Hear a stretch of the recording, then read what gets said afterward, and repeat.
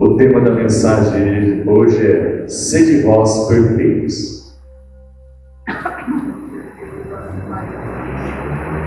É um mandamento? Vamos dizer, né?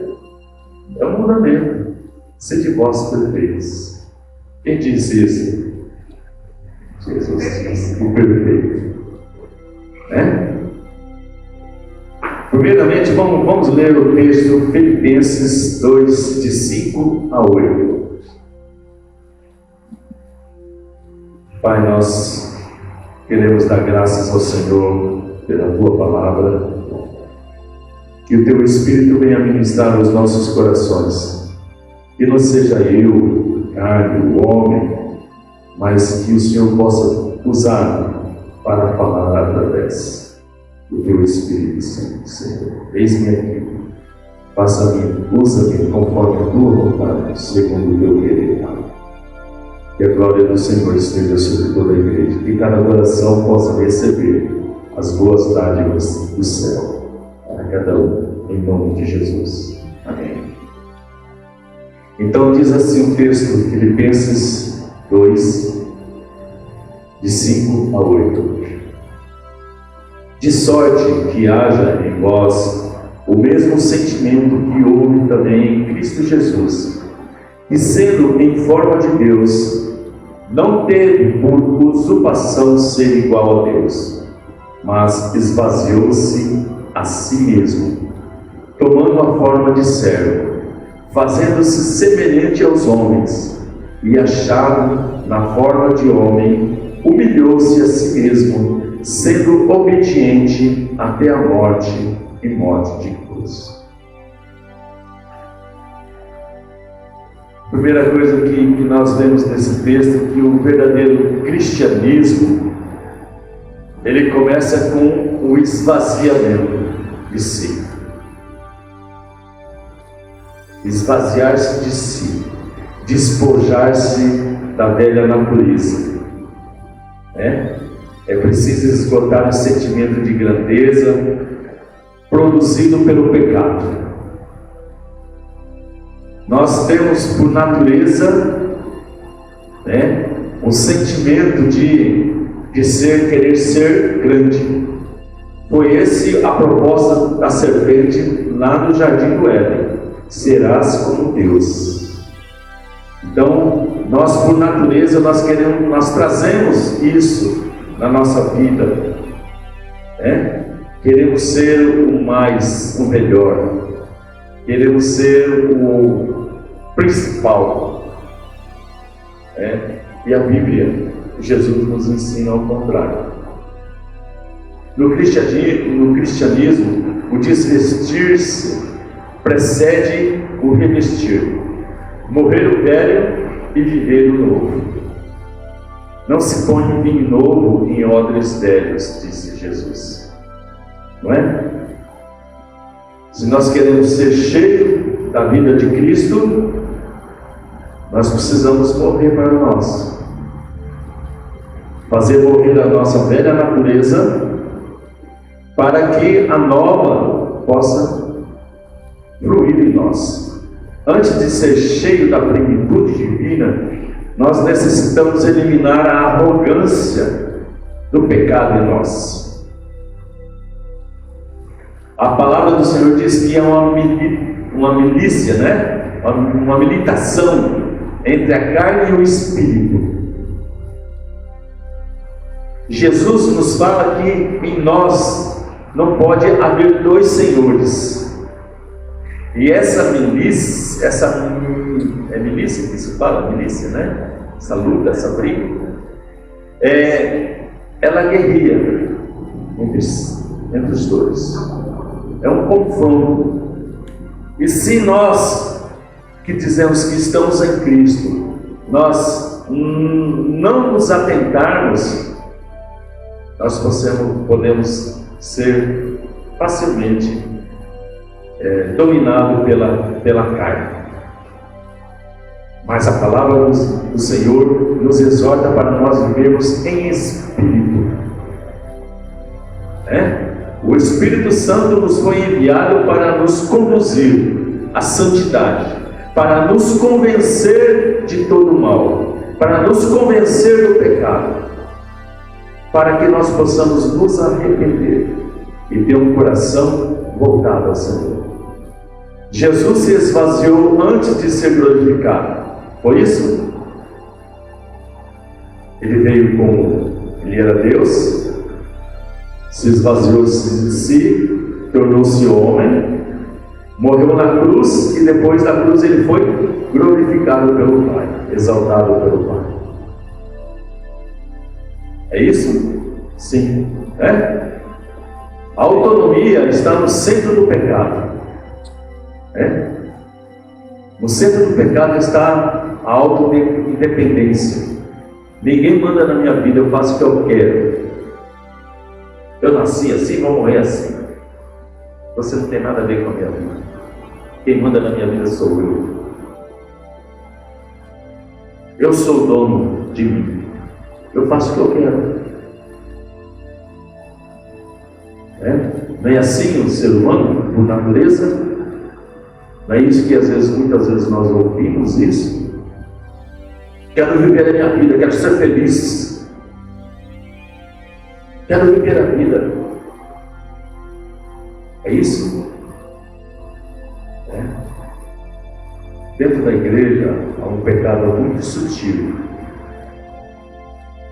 Eu digo porque a gente está estudando a respeito a respeito da igreja, que Paulo está exortando a igreja, e a primeira carta de Coríntios é bem claro isso, e não só a primeira carta de Coríntios, mas todas elas, exortação da igreja, porque dentro da igreja há um pecado com sutileza.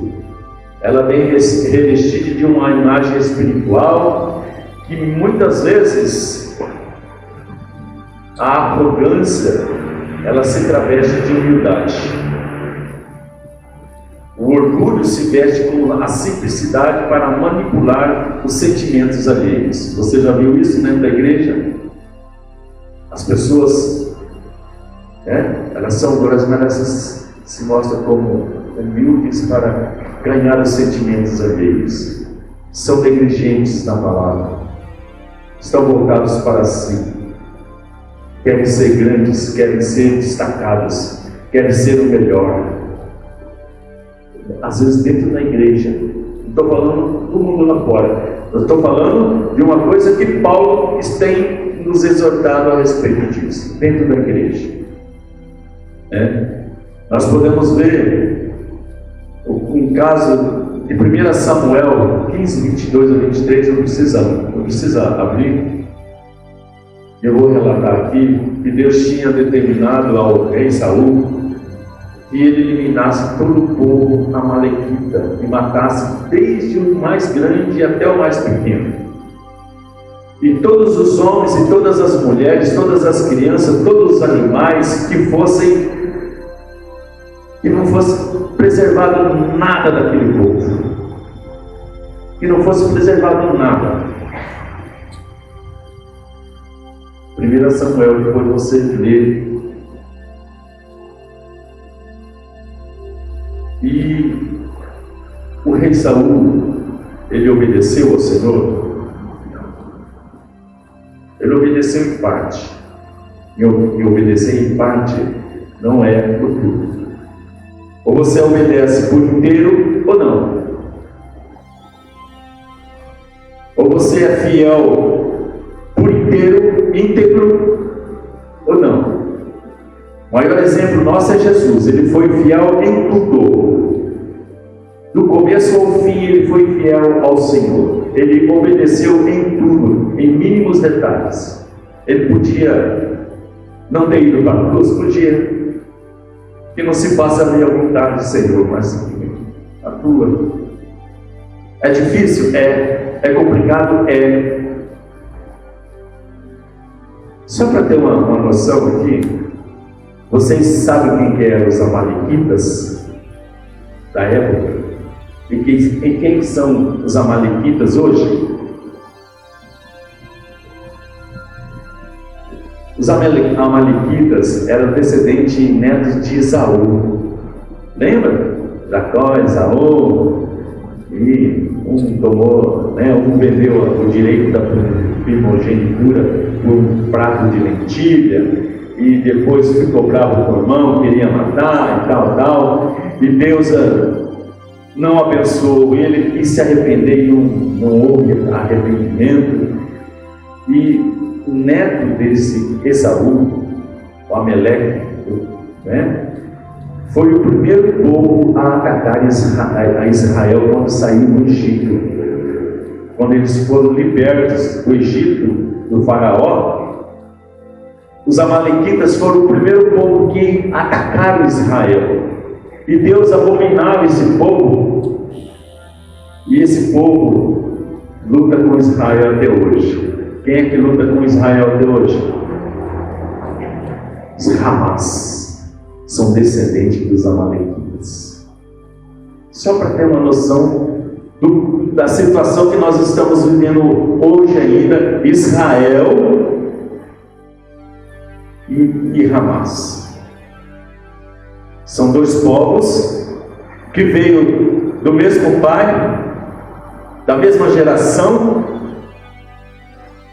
só que um era temente ao Senhor e o outro não, abominou. E Deus abominou esse povo.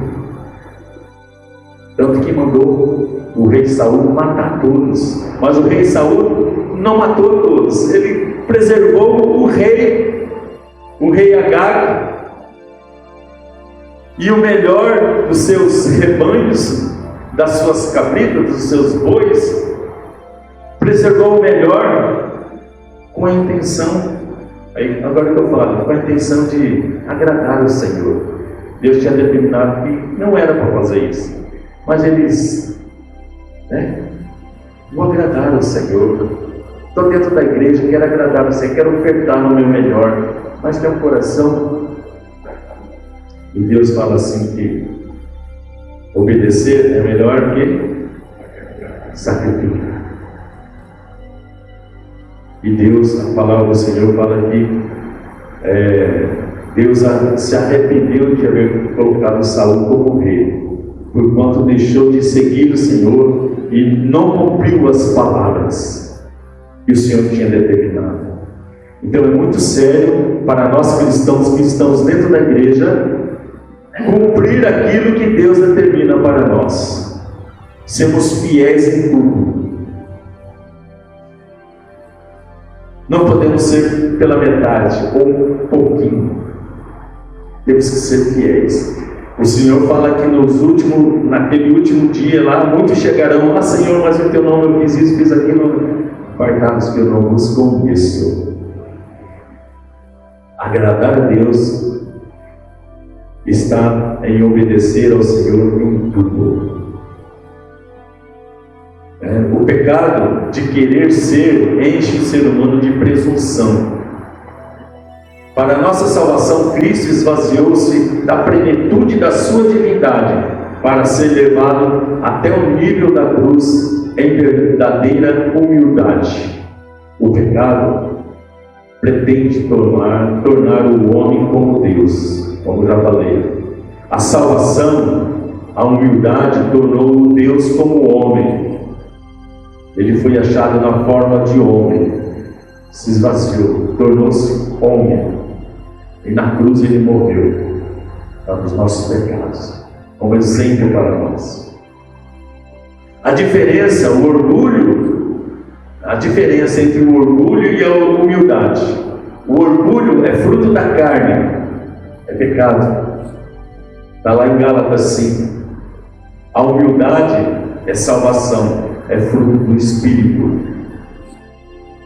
Cristo se tornou totalmente dependente de Deus Pai, confiando plenamente na sua soberania. Isto é a base da humildade verdadeira. O cristianismo não é um tipo de zoológico com feras enjauladas que estão presas ao pecado, mas o cristianismo é um campo de ovelhas pastando e seguindo o seu pastor. São livres. O Senhor nos libertou do império das trevas e nos trouxe para a sua maravilhosa luz. Nós somos livres, nós fomos libertos. O nosso pastor é quem nos conduz. Nós somos ovelha do seu rebanho. Ele é o nosso pastor.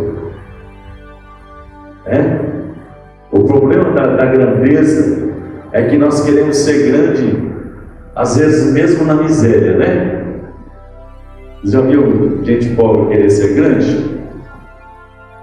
Aí ele fala assim: eu sou mais pobre que você.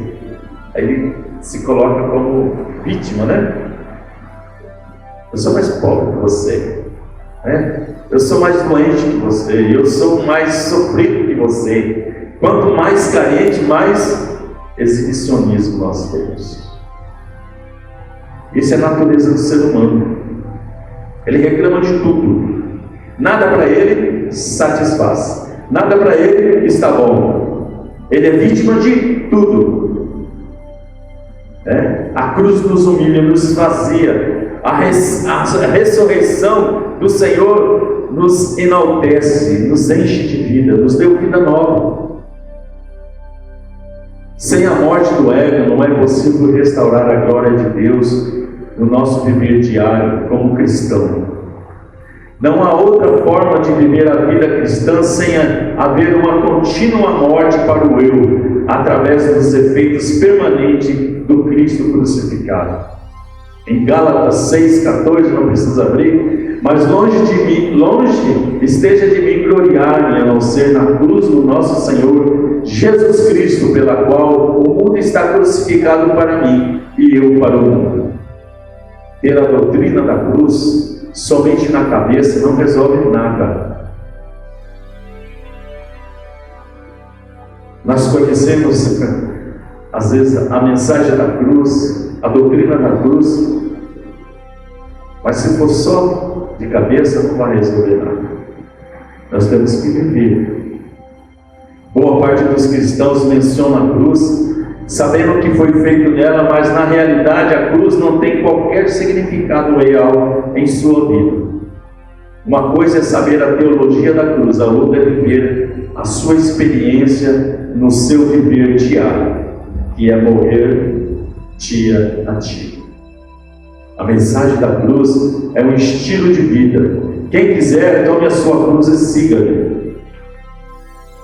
É um estilo que Cristo determinou. Se você quiser seguir, se você quiser. Se não quiser, Ele não obriga. Eis que estou à porta e bato. Se você abrir, eu vou entrar e ceiar contigo. Mas se você não abrir, não vou invadir. Quem invade é o bandido, é o ladrão. Se referindo a Satanás. Satanás é quem invade. Cristo não. Olhar para a cruz não é a mesma coisa que estar pregado nela. Se nós olharmos para a cruz, não é a mesma coisa de que você está crucificado nela. E reconhecer que está crucificado nela juntamente com Cristo. O cristianismo verdadeiro só é proclamado por um crucificado. Só os que já morreram na cruz com Cristo podem proclamar verdadeiramente a cruz de Cristo. Então, se você não morrer, se você não olhar para a cruz como que você foi incluído na morte de Cristo, que você morreu juntamente com Ele, e que você precisa morrer no seu dia a dia, para que Cristo possa viver em você, a mensagem da cruz não vai ter significado nenhum na sua vida. A cruz é um instrumento de escárnio. Ela fala e mostra o que é vergonhoso, não é? A cruz nos mostra. Quando a cruz é revelada a nós, ela mostra o que verdadeiramente nós somos. E às vezes dá vergonha. Quem já não ficou com vergonha do pecado que cometeu, do pecado que cometia, daquilo que fazia? Em várias situações. que vivi no passado. Me mostrou e eu senti vergonha. A cruz relata e mostra o castigo merecido de um réu indigno. A cruz nos mostra que quem devia estar crucificado lá era eu e você. Passar por todo o sofrimento que Cristo passou, nós não devíamos passar. Mas pela sua graça, pela sua infinita misericórdia, Ele tomou sobre si as nossas dores, as nossas enfermidades. Ele se tornou maldito por nós. O castigo que nos traz a paz estava sobre Ele. Então, a cruz é um lugar de escárnio, de deboche, de algo, de espetáculo. Por isso ninguém quer ir para a cruz. A cruz é o lugar do arruinado, do corrupto, do bandido, do mesquinho, do perverso, do arrogante, do presunçoso, do orgulhoso. A natureza do ser humano é procurar atrair a atenção para os seus sentimentos artísticos. Todos nós somos o artista, é um jogo de fingimento no palco, Queremos expressar o nosso melhor, mostrar que nós somos bons, mas no nosso coração, às vezes nós queremos que as outras pessoas vejam em nós algo que verdadeiramente o nosso coração diz que nós somos. E não vivemos. Então nós somos artistas natos. Contratado pela grupo. Vivemos em falsidade muitas vezes. Nós somos aquilo que Deus revela na palavra. A cruz é o atestado de óbito do pecador. Não podemos nos afastar da cruz para que a vida não podemos nos afastar da cruz para que a vida de Jesus seja manifestada em nós. Mas devemos levar sempre morrer com Ele. A cruz do discípulo é a mesma cruz de Cristo. A cruz é a mensagem central de Deus para a arrogância do pecado. Não há cristianismo sem cruz. Sem a loucura da cruz, ninguém pode vir a Cristo. Há 3 tempos no plano da salvação na cruz. Primeiro, que nós somos salvos da condenação do pecado pela vitória de Cristo na cruz. Ele venceu o pecado. Ele foi vencedor. Estamos sendo salvos do poder do pecado pela vida de Cristo.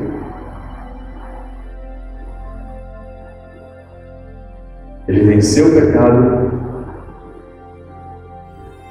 nos constitui com esse poder contra o pecado, para vencer o pecado, estando nele, e nós seremos salvos da presença do pecado pela vinda de Cristo.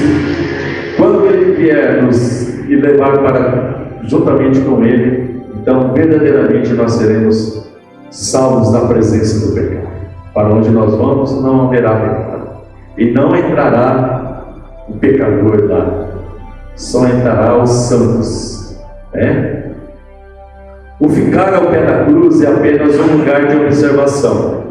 Como diz, alguns zombam, alguns sentem pena, alguns choram, alguns criticam, mas não há salvação. Se nós ficarmos ao pé da cruz, olhando somente para a cruz, você vai encontrar dificuldade. Aí vão ficar, só traz a mensagem da cruz, só fala na cruz, não tem outro assunto, só cruz, cruz, cruz, cruz. Zombam, criticam. A cruz não é um lugar de sombra ou de observação, ela é um lugar de morte. Você tem que estar crucificado. O único impedimento para a fé salvadora em Cristo Jesus é a prepotência da justiça própria. Em Romanos 10, 3, 4, não precisa abrir. Porquanto, não conhecendo a justiça de Deus e procurando estabelecer a sua própria justiça, não se sujeitaram à justiça de Deus. Porque o fim da lei é Cristo, para a justiça de todo aquele que crê.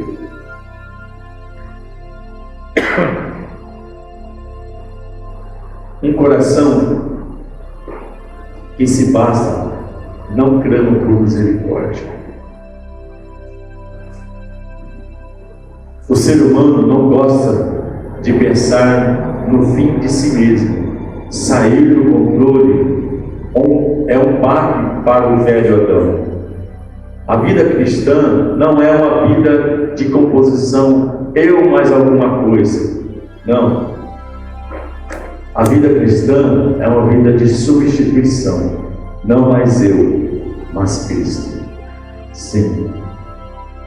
O verdadeiro arrependimento começa na humilhação de um coração e termina em transformação de vida, que nos dá uma nova vida em Cristo. A vida transformada tem a sua vivência em perfeita humilhação diante de Deus e dos homens. O exemplo é a pessoa de Cristo. Jesus Cristo viveu uma perfeita humilhação diante de Deus. Ele, como Deus, se humilhou, sofreu, foi humilhado, foi zombado, foi esbofeteado, foi crucificado. Mortos não se defendem de qualquer injustiça. Jesus Cristo, ele foi injustiçado em tudo na terra pelos homens, mas ele não se defendeu. Morto não tem vergonha da sua nudez. Lá no cemitério, os mortos não têm sindicato para reivindicar os seus direitos. Tem? Morto? Não tem. Se nós estamos mortos em Cristo, então temos que aguentar firme. No mundo tereis aflição, mas tem de bom ânimo. Eis que estou convosco todos os dias até os confins de tudo. Ele é a nossa fortaleza, Ele é o nosso tudo. Vamos passar por tribulações, por angústia, problemas, perseguição. A igreja, no tempo nosso hoje,